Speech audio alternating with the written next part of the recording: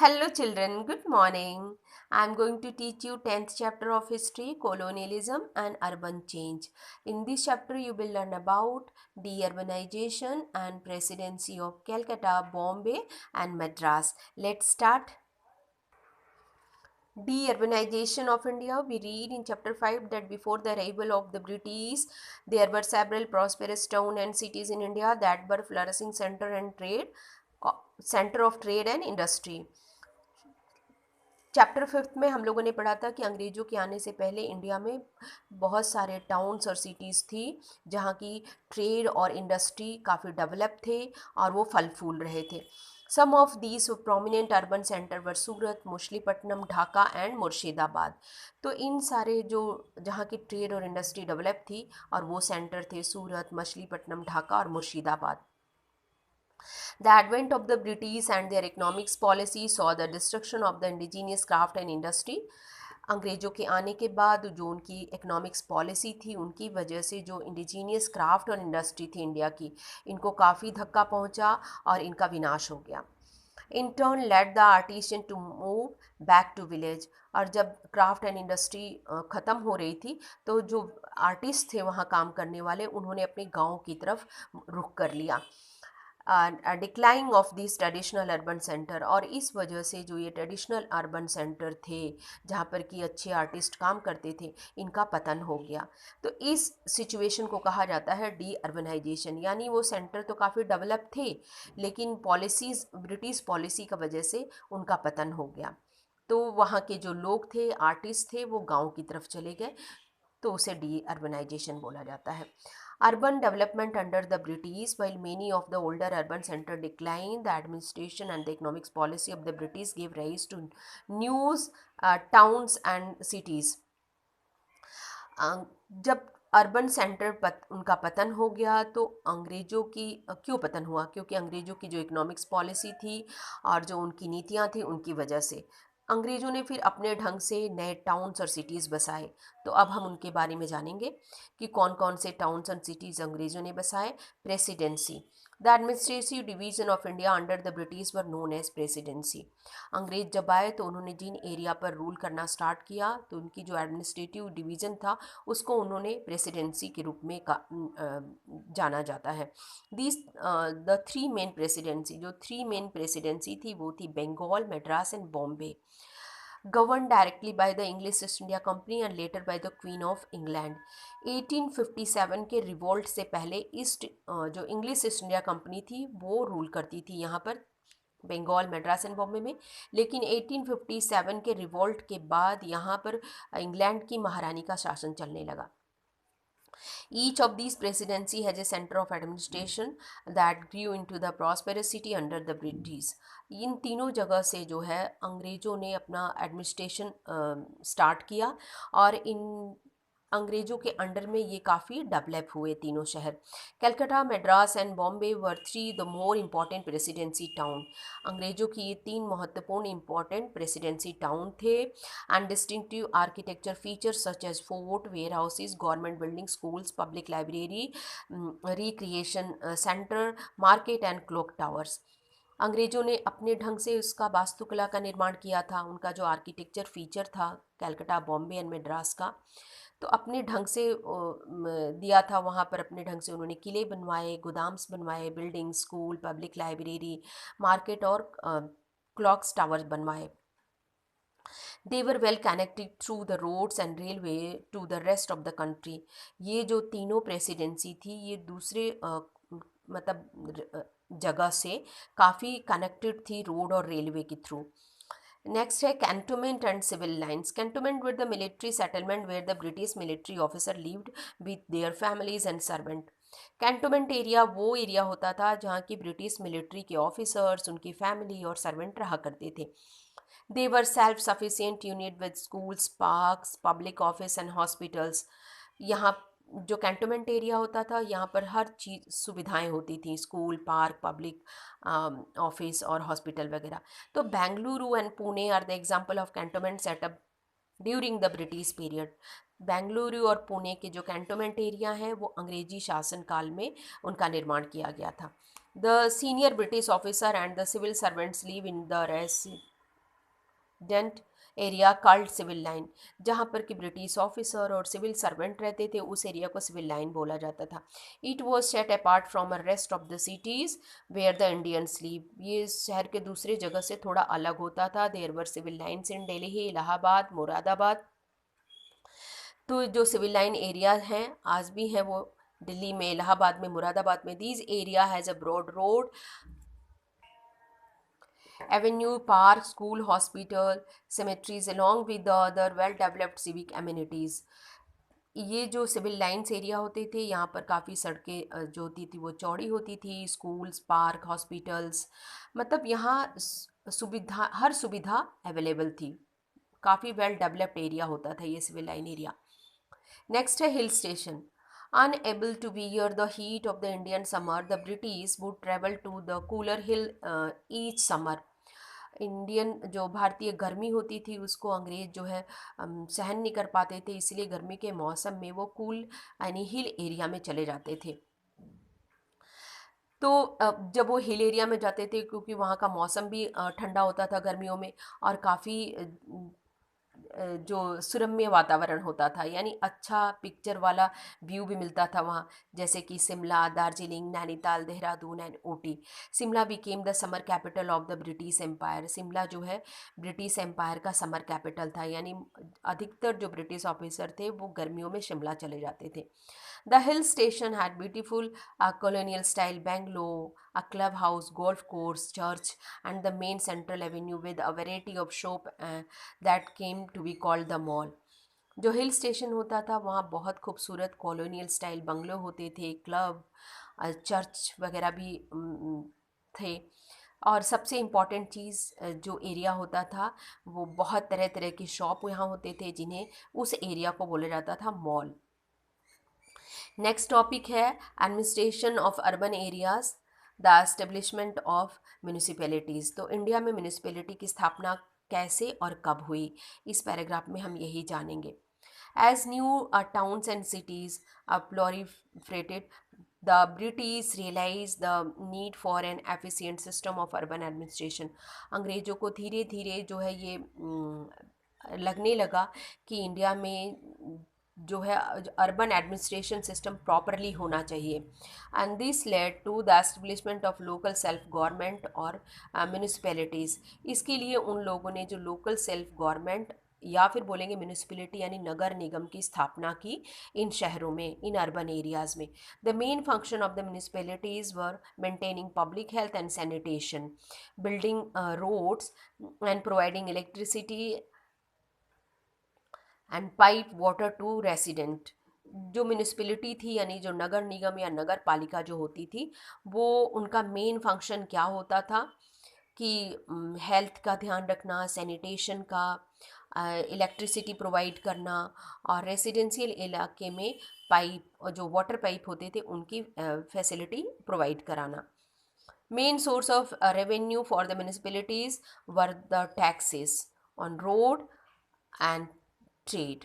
Municipality का जो main source था वो था रेवेन्यू का, टैक्सेस, जो कि रोड से और ट्रेड से वो लोग लेते थे। The first municipal corporation came up in Madras in the year 1687। जो पहला म्यूनिसिपल कॉरपोरेशन बनाया गया मद्रास में बनाया गया और 1687 में बनाया गया। It was followed by the creation of municipal corporation in Bombay and Calcutta. इसके बाद मद्रास के तर्ज पर बॉम्बे और कलकत्ता में भी म्यूनिसिपल कॉरपोरेशन की स्थापना की गई, 1815 में की गई। Municipalities were introduce in all major towns in India. धीरे धीरे बॉम्बे, कलकत्ता, मद्रास के बाद जो म्यूनिसिपैलिटीज़ है वो दूसरे शहरों में भी स्थापित किए गए। नेक्स्ट है ट्रांसपोर्ट एंड कम्युनिकेशन। तो अंग्रेज़ों के समय में ट्रांसपोर्ट और कम्युनिकेशन कैसे डेवलप हुए इसके बारे में हम जानेंगे, और क्यों डेवलप किए गए तेज़ गति से। Before the establishment of British rule system of transport and communication in India were not well developed. अंग्रेजी शासन से पहले इंडिया में रोड और जो कम्युनिकेशन सिस्टम था उतना डेवलप नहीं था। इंग्लिश ईस्ट इंडिया कंपनी जब इंडिया में आई तो उसको रियलाइज़ होने लगा, उसने ऐसा महसूस किया कि बहुत ज़रूरत है एक प्रॉपर ट्रांसपोर्ट और कम्युनिकेशन सिस्टम की। क्यों ज़रूरत थी उन्हें? फर्स्ट ज़रूरत थी new deposits of raw material, क्योंकि उन्हें अपनी इंडस्ट्री के लिए कच्चे माल की ज़रूरत थी, तो कच्चे माल पहुंचाने के लिए अच्छी सड़कें होनी चाहिए। फिर इसके बाद है new market in the interior of the country, नए नए मार्केट बनाए गए देश के दूसरे शहरों में, तो वहाँ तक भी पहुँच के लिए सड़कें होनी चाहिए। फिर नेक्स्ट है आर्मी, और जो एनिमेशन था, उनके हथियार थे, आर्मी को युद्ध के समय वहाँ सीमा तक पहुँचाने के लिए भी ट्रांसपोर्ट की फैसिलिटी चाहिए ही। फिर link between the administrative headquarters and the of places, दूसरी जगहों से जो एडमिनिस्ट्रेटिव हेडक्वार्टर थे उनका संबंध बनाए रखने के लिए भी ट्रांसपोर्ट और कम्युनिकेशन बहुत ज़रूरी था। तो ये सारी चीज़ों को देखते हुए जो ब्रिटिशर्स थे उन्होंने ट्रांसपोर्ट और कम्युनिकेशन पर काफ़ी ध्यान दिया और सड़कें बनाई जाने लग गई। द ब्रिटिश जो थे उन्होंने exciting network of road in India, सड़कें बनवाई। Introduce a network of railway, railway का भी नेटवर्क उन्होंने इंट्रोड्यूस किया। The first railway line was open between the Bombay and Thane in 1853, जो पहली रेलवे लाइन बिछाई गई थी और चली जो ट्रेन, वो बॉम्बे और थाने के बीच में चली थी 1853 में। 1869, a private companies had succeeded in building about the 6,400 kilometer of railway lines in India. 1869 तक आते आते जो प्राइवेट कंपनियां थी उन्होंने इंडिया में 6,400 किलोमीटर रेलवे लाइंस बिछा दी।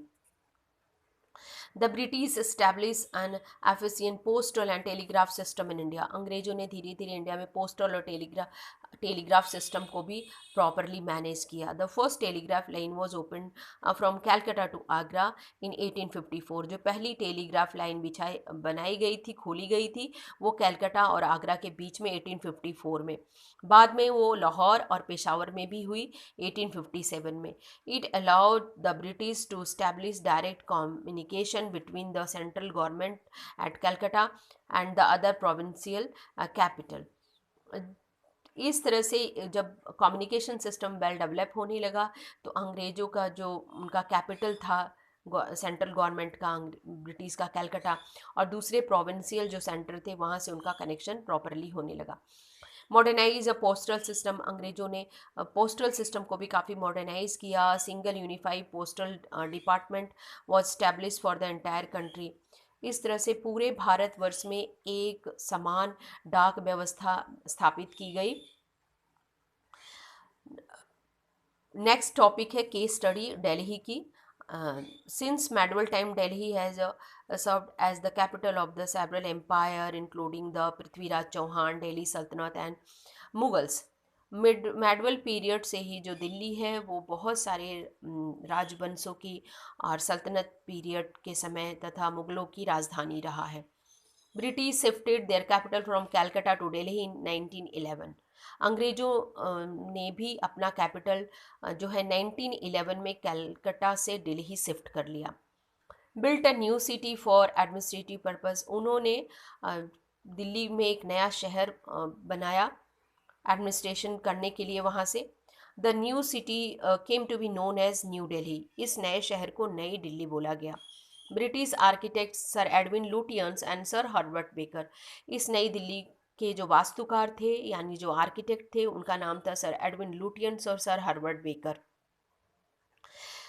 were responsible for the construction of New Delhi. They adopted a mixed architectural style, include the traditional architecture of India and the Western architectural style. इन्होंने नई दिल्ली को बनाने के लिए मिक्स्ड आर्किटेक्चर स्टाइल यूज़ किया जिसमें Indian और ब्रिटिश यानी वेस्टर्न दोनों ही मिले हुए थे। बहुत सारे डॉम्स थे, पिलर्स थे और बुद्धिस्ट मोटिव्स भी बने हुए थे इसमें। टिपिकल जो था वो एक वेस्टर्न और इंडियन आर्किटेक्चर स्टाइल जो था उस ढंग से उन्होंने नई दिल्ली को बसाया। 1850 की दिल्ली ये आप पिक्चर में देखिए। नेक्स्ट है दिल्ली दरबार जो है 1911 में हुआ था, जिसमें किंग जॉर्ज फिफ्थ और उनकी वाइफ क्वीन मेरी जब आए तो उस समय ही कैपिटल चेंज किया गया था ये। नेक्स्ट है द मेन रोड है राष्ट्रपति भवन को जाने वाला जो रास्ता है उसको पहले किंग वे के नाम से जाना जाता था, बाद में उसका नाम राजपथ हो गया। The king way connected the Rashtrapati Bhavan to the India gate, जो राजपथ है वो राष्ट्रपति भवन और इंडिया गेट को कनेक्ट करता है, ये इंडिया गेट है। इंडिया गेट 1931 में बन के तैयार हुआ था। इसको बनने में 10 ईयर लगा। जब ये बना था तब इसका नाम इंडिया गेट नहीं था, ऑल इंडिया वॉर मेमोरियल था। बाद में इसका नाम इंडिया गेट पड़ गया और इसकी जो हाइट है वो 42 मीटर है। ये रेड जो है स्टोन से, लाल पत्थरों से बना हुआ है। फर्स्ट वर्ल्ड वॉर और ब्रिटिश अफगान वॉर के समय 90,000 जो सोल्जर्स थे वो शहीद हो गए थे। तो उन्हीं के जो शहीद सोल्जर हैं उन्हीं की मेमोरी में ये इंडिया गेट बनाया गया था। इंडिया गेट पर अमर जवान ज्योति है जो कि 1971 से जल रही है। 71 में जो पाकिस्तान से वॉर हुआ था, उस वॉर में जो सोल्जर शहीद हुए थे तो उन्हीं की मेमोरी में अमर जवान ज्योति बनाई गई थी। और उस पर एक राइफल है जिस पर कि उल्टी टोपी रखी हुई है और ये ब्लैक मार्बल से बनाया गया है अमर जवान ज्योति। नेक्स्ट है आप लोगों का new cities built on the area surrounding the Raisina hill. जो नया शहर बसाया अंग्रेज़ों ने वो रायसीना हिल पर बसाया। और पहले जो ये था ये वायसराय का घर था, होम ऑफ द वायसराय। पर इंडिया जब आज़ाद हो गया उसके बाद ये राष्ट्रपति भवन के नाम से जाना जाने लगा। नेक्स्ट है left of the Rashtrapati Bhavan. Rashtrapati Bhavan के लेफ्ट साइड में बना है काउंसिल चैम्बर, जिसको आप पार्लियामेंट हाउस के नाम से भी जानते हैं। और जो इसका स्ट्रक्चर है वो सर्कुलर है। इसके बाद है चर्च बना हुआ है पार्लियामेंट हाउस के इस साइड में। ये जो पिक्चर है आप लोगों को दिखाई दे रहा है, ये house of the commander in chief of British, यानी ब्रिटिश के जो कमांडर इन चीफ थे उनका घर था। बाद में ये 3 मूर्ति भवन के नाम से जाना गया और नेहरू जी यहाँ रहा करते थे। तो नेक्स्ट है न्यू दिल्ली में और भी बहुत सारे एरिया हैं जिसमें कि कनॉट प्लेस और कॉलोनियल स्टाइल बंगलोज़ हैं। इसके अलावा दूसरे एरिया को भी ब्रिटिश ने न्यू दिल्ली में ही जोड़ा था। प्रेजेंट डे की दिल्ली में पुराना किला, हुमायूं टॉम, कुतुब मीनार, ये सब भी न्यू दिल्ली में ही आती हैं। आई होप कि आप लोगों को ये चैप्टर समझ में आया होगा। Thank you children.